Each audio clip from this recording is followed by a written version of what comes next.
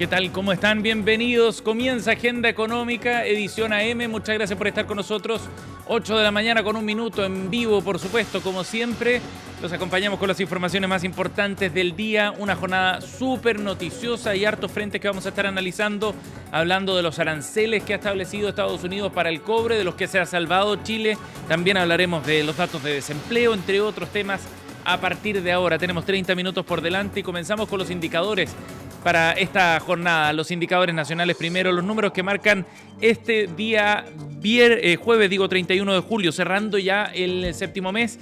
El IPSA está cerrando en niveles neutros. Ayer tuvo una variación bien curiosa de 0% respecto al día anterior. El IPSA se mantiene entonces en estos niveles y va a cerrar de todas maneras el mes de julio con una baja respecto a lo que había iniciado este mes. 8.247 puntos marcaba comienzos de julio, hoy está en 8.121 puntos, salvo algo muy excepcional hoy día. Es probable que cierre en terreno negativo entonces el indicador selectivo de acciones.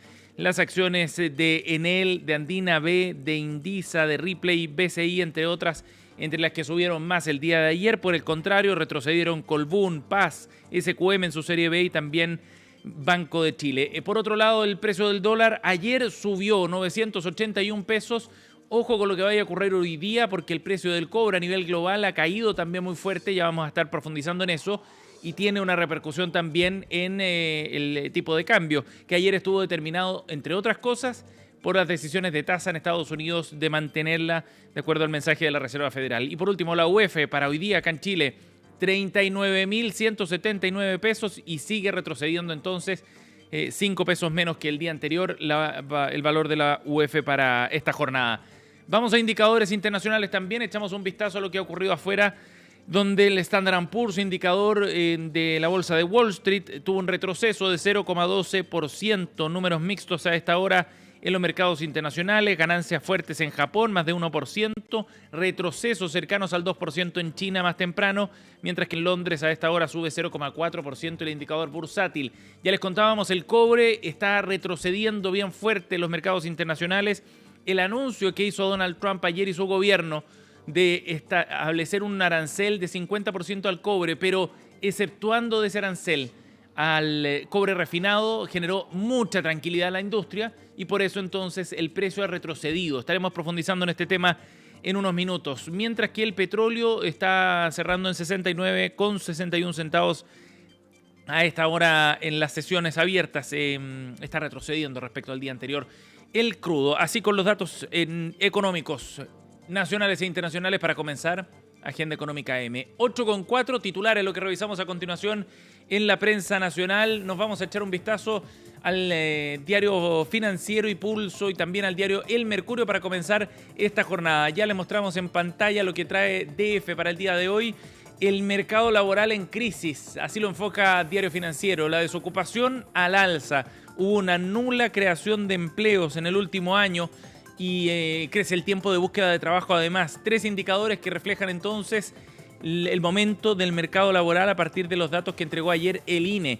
Y ese gráfico es bien revelador porque muestra con una curva notoriamente descendente cómo hay una caída en la creación de nuevos puestos de trabajo. Fíjense que en el último año, en los últimos 12 meses, solo se crearon 141 puestos en la estimación que hace el INE en relación a un año atrás. 141 puestos nuevos. La tasa de desocupación llegó al 8,9% en este trimestre. Vamos a profundizar en este tema en unos minutos. Por otro lado, un poco más abajo, destaca también la fotografía respecto al encuentro de ayer de autoridades y representantes del sector privado que celebraba la decisión del gobierno de Estados Unidos de excluir al cobre refinado en el arancel de 50%. Y otro de los titulares que trae también el diario Financiero, aparece la contralora Dorothy Pérez porque detecta 9.000 viajes al extranjero con licencia en la Policía de Investigaciones, Carabineros, Gendarmería y también dentro de las Fuerzas Armadas. Así lo destaca Diario Financiero para hoy. Vamos ahora al suplemento Pulso del diario La Tercera para revisar sus titulares esta mañana. También aparece destacado que el cobre refinado que Chile exporta a Estados Unidos queda con 0% de arancel. gran noticia para la industria local, aunque muchos habían puesto paños fríos al efecto que esto podía tener en la industria minera en Chile.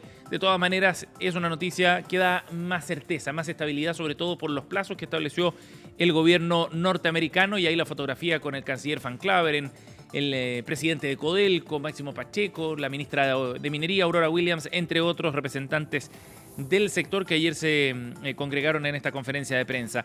Otro titular, bajamos un poco para revisar la crisis laboral, así lo define Diario Pulso. Por primera vez desde la pandemia, la economía chilena no genera empleos en el último trimestre. Una noticia bien relevante, ya lo comentábamos, por la envergadura, la profundidad también del estancamiento en la creación de nuevos puestos de trabajo. En otra de las fotografías de portada aparece Jerome Powell, el presidente de la Reserva Federal Norteamericana, sigue desafiando a Trump, mantiene la tasa de interés, pero la decisión fue dividida, destaca Diario Pulso. Y nos quedamos con lo último en materia de negocios. En el proceso de quiebra, Corona se enfrenta con trabajadores por medidas prejudiciales.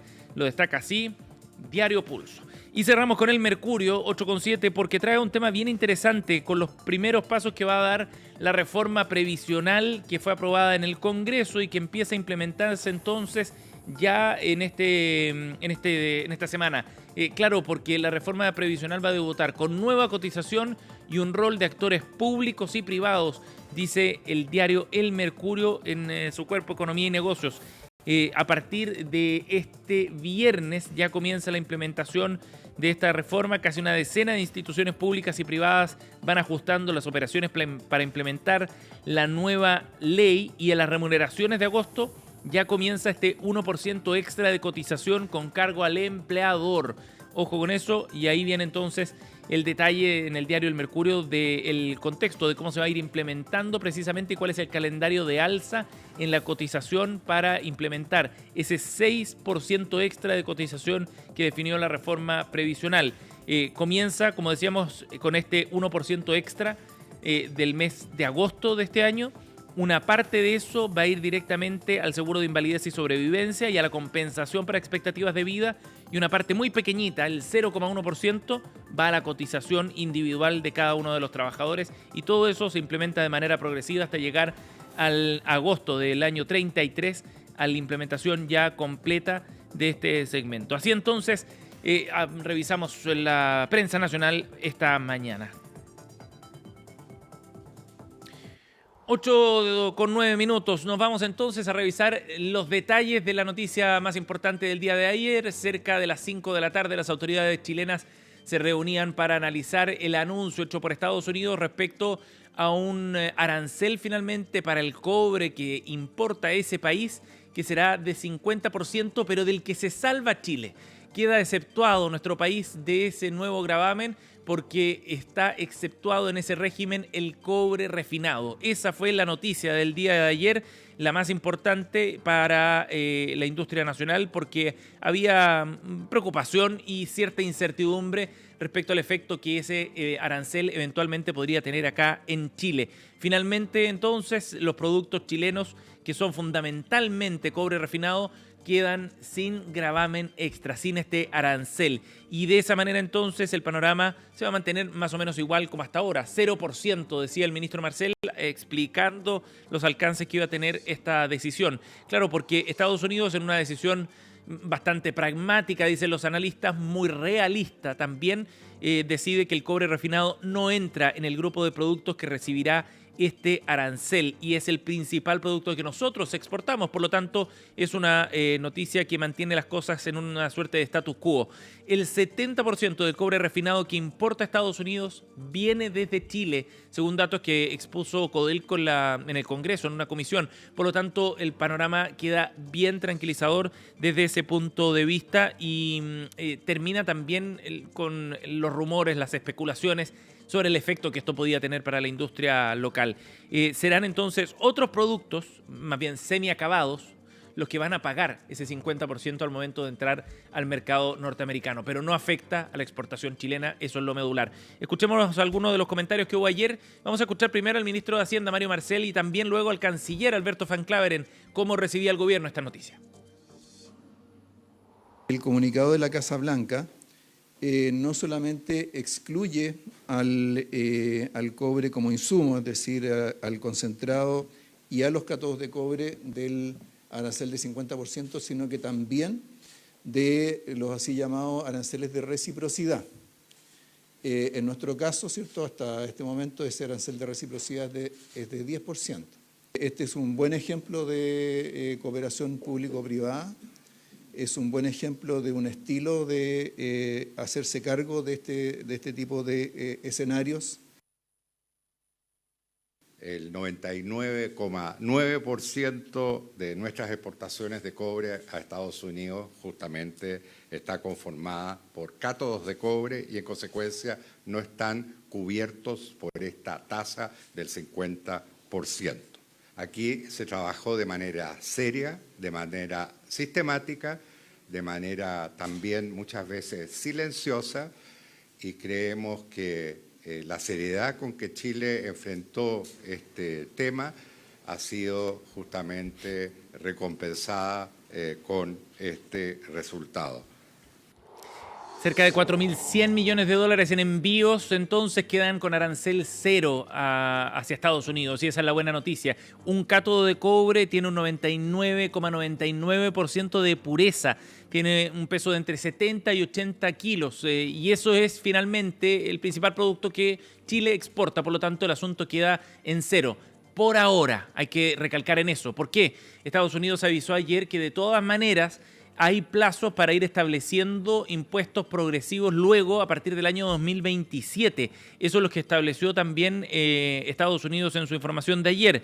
La investigación del secretario del Comercio deja en claro que será necesario establecer aranceles más adelante porque hablan de una, comillas, dependencia insostenible, eso dicen, de productos extranjeros. Por lo tanto, a partir de 2027, igualmente habrá un arancel, será de 15%, y luego a partir de 2028 sube a 30%. O sea, ¿qué hace Estados Unidos? Establece de todas maneras señales, incentivos para el mercado a mediano plazo para que se reactive la producción de cobre a nivel local. Es una señal para el desarrollo de nuevos productos y de hecho en distintos estados, en Arizona, por ejemplo, en Florida, entre otros, están buscando ya el desarrollo de nuevos productos y hay una carpeta de proyectos nuevos que están en proceso de desarrollo a mediano y corto plazo para que en los próximos años o hacia comienzo de la siguiente década empiece con la producción de cobre que permita ir reemplazando esa importación en el mercado norteamericano. Eso entonces respecto al cobre. Vamos a escuchar también reacciones del mundo privado porque Jorge Riesco, presidente de Sonami, también se refirió a este asunto. Y luego tendremos la visión muy relevante de Máximo Pacheco, presidente del directorio de Codelco, la empresa que aparece en este contexto como un socio estratégico para Estados Unidos. Escuchemos qué dijeron ambos. Valoramos ese efecto y confirma esto la cautela que nosotros habíamos recomendado tener hasta que no se produjera alguna certeza sobre estos anuncios. Nuestra sugerencia es mantener una vigilancia sobre la situación, dado que innegablemente el mercado internacional sigue con una inestabilidad que afecta a las inversiones que puedan hacerse en materia minera en Chile. Lo más importante es que en el mundo los precios que se transan el cobre se miden principalmente en Londres, que es la Bolsa de Metales de Londres. El precio que tiene el mercado de Estados Unidos, que es el precio COMEX, estuvo extraordinariamente distorsionado por la incertidumbre de que hubiera nuevas tarifas en el mercado americano. Y por lo tanto esperamos que se recupere la situación en la cual el precio de la Bolsa de Metales de Londres con el precio de Estados Unidos, precio COMEX, se alineen como han estado normalmente alineados a lo largo de la historia. Eso es lo que esperaba entonces Máximo Pacheco respecto al efecto que esto puede tener en el precio. Ayer hubo un desplome y era esperable en el mercado norteamericano porque, claro, había subido de la mano de un abastecimiento que la industria norteamericana estaba teniendo de cobre. Había mucha compra, mucha demanda a la espera de lo que pasara con los aranceles. Ahora que quedó resuelto el tema, el precio vuelve a sus niveles más habituales probablemente. Ojo, eso sí, con lo que vaya a pasar con las negociaciones arancelarias de productos no cobre, digamos. en las conversaciones, en la segunda ronda de reuniones que están en desarrollo en Washington, concluyen hoy día. Así que podría haber noticias eventualmente en las próximas horas. Y hay que ver qué pasa también con los envíos de madera y de minerales críticos a Estados Unidos, otros temas que van por cuerdas paralelas en esta negociación. Nos vamos a ir a otro tema porque son las 8:16 y no queremos dejar de revisar lo que ha ocurrido con el informe de empleo del día de ayer, que pone una cuota de preocupación bien importante respecto a lo que está ocurriendo con el mercado laboral. Uno se queda con el titular del 8,9% en el dato de desempleo, que es mayor en 0,6 puntos porcentuales a la cifra del mismo trimestre del año anterior, el trimestre abril-mayo-junio. Pero si uno hace doble clic en esta cifra, ve otras cosas que muestran una situación mucho más preocupante. Por ejemplo, que en este último año, los 12 meses, se crearon solamente 141 empleos. Esa es la diferencia entre el número de ocupados que había un año atrás y el que se reflejó en el informe publicado el día de ayer. Y eso está generando mucha preocupación porque da cuenta de un mercado laboral que está prácticamente estancado, una nula creación de empleos y también además la desocupación va al alza por esta tasa que ya decíamos llega al 8,9%. Algunos hablan derechamente de una emergencia laboral, como el economista David Bravo, a quien luego vamos a escuchar, pero por otro lado también se refleja una situación económica en general de desaceleración. Si es que hace un año atrás, hace más de un año, en el trimestre enero-marzo se habían creado 300.000 empleos, la última creación de 141 puestos de trabajo a todas luces muestra que la situación ha cambiado de manera bien drástica. Escuchemos qué fue lo que dijo el ministro Mario Marcel ayer, analizando la cifra de empleo conocida o publicada por el INE. La propia estacionalidad probablemente vamos a ir viendo descenso de la tasa de desocupación en los próximos meses. Así que ya esto se va a sumar, espero que pronto, la iniciativa del gobierno, el proyecto de ley que está en el Congreso, que unifica los incentivos a la contratación laboral, racionaliza esos mecanismos, hoy día más de 6 programas distintos, los reúne en uno solo, con foco en mujeres, en jóvenes y en mayores de 55 años, que son los grupos que se ven más afectados por el desempleo. En el inicio de esa declaración en factores estacionales que son concretos, ¿no? En el invierno tiende a haber una menor creación de empleo. Hay algunos sectores, el agro, por ejemplo, que se ve particularmente afectado, pero si uno hace la comparación respecto a un año atrás, hubo creación de empleo a pesar de esos factores estacionales a mediados de 2024 que ahora no se han visto en el informe publicado ayer. La situación es más compleja si uno mira en algunas regiones en particular donde la tasa de desocupación ya supera el 10%. En el Biobío, por ejemplo, y en Atacama ya estamos hablando de desocupación en 2 dígitos, señal de alerta mucho más clara y nítida en esas regiones. Y si uno ve además en las mujeres, la situación también es compleja porque llega al 9,9% de desempleo. Escuchemos qué fue lo que dijo el director del Observatorio de Contexto Económico de la UDP, Juan Bravo, se refirió a las cifras conocidas ayer. Una de las prioridades más importantes para el mercado laboral es recuperar la capacidad de crecimiento en Chile. Si seguimos con una capacidad de crecimiento de mediano plazo en torno al 2%, entonces vamos a seguir viendo ritmos de generación de empleo asalariado formal en el sector privado muy bajos y por lo tanto vamos a seguir con tasas de desempleo muy elevadas en términos históricos. Asimismo, es necesario implementar políticas que permitan incrementar la productividad laboral. 8:20, con esta información a la pausa y ya volvemos con más aquí en Agenda Económica AM.